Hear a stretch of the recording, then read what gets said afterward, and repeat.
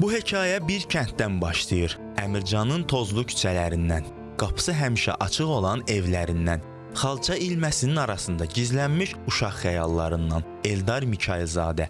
Sənəti ilə həm torpağa, həm də ruha toxunan rəssam. Bakının Əmircan kəndində dünyaya göz açan Eldar Mikayılzadənin sənət yolunun ipucu məhz bu üç mənbədə düyünlənir. Əzimzadənin rəngləri, Leningradın fırçaları, Əmircanın nəfəsi. Çox şəkil çəkirdim, şəkil çəkməyi sevirdim. 9 yaşım vardı, təxminən 8-9 yaşım. Atam Səttar Bəhzadəni dəvət elədi, baxdı. İşlərmədi, görün bir şey, qabında bir şey varsa davam elə. Yox, bu qədər kağız göz körrama. Bir bazar günü görün pəncərə döyülür, pərdən açdım, görüm Səttar dedi, gəl. Götürdü məni getdi, Şor göl var orada, gölün qırağına mənzərə çəkməyə. Və ilk dərsi orada verdi mənə. Birdən götürdü, Etünikinin kətanını döndü üzü Əmircana tərəf. Mən də arxadan döndərdim üzüm. Bu bəlkə işləndi. Gəldi bir təpiyi də vurdu kartonuma. Karton uçdu, getdi suyun içine. Dinə fırlanırsan dalımıza. Deyir, mən öz nöqtəmi axtarıram. Sevdiyim nöqtəni tutmaq istəyirəm, onu axtarıram. Sən də öz nöqtəni axtar. Tapsan rəssam olacaqsan. Tapmasan şəkil çəkən. Bu birinci dərs idi, indiyə qədər də qulağımda sığır kimi qalıb.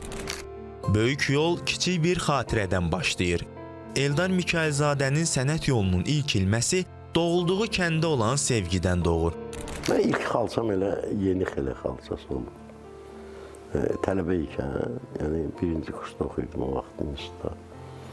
İlk xalçanı elə xiləyə həsr elədim, yeni xilə xalçası. Xalça muzeyindədir, həmin xalça durur. Hər gün əlimizdən keçən, bəzən də dəyərini unutduğumuz kağız pulların, əskinazların müəllifi də məhz Eldar Mikayılzadədir. O, ustadını unutmayıb. Onun xatirəsinə bir xalça toxuyur. Səssiz bir təşəkkür, ilmələrlə yazılmış bir ehtiram. Bir dənə böyük tablo istəyirəm işləyim. Bütün Azərbaycan orada olsun.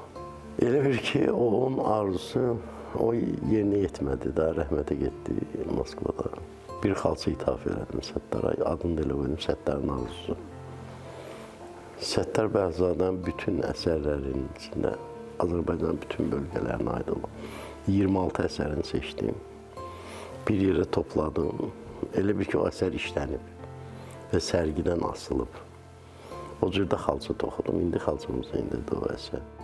Səttar Bəhluzadə torpağın arzusunu, Eldar Mikayılzadə isə Səttarın arzusunu yaratdı. Xalçada Azərbaycan təbiətinin ümumiləşdirilmiş obrazı təsvir olunub. Əsərdə müəllif özü də görünür kölgə kimi. Ona bəxş olunan yaradıcı gücə görə Tanrıya dua edən müəllifin obrazı əsərin təbiiliyini şərtləndirir.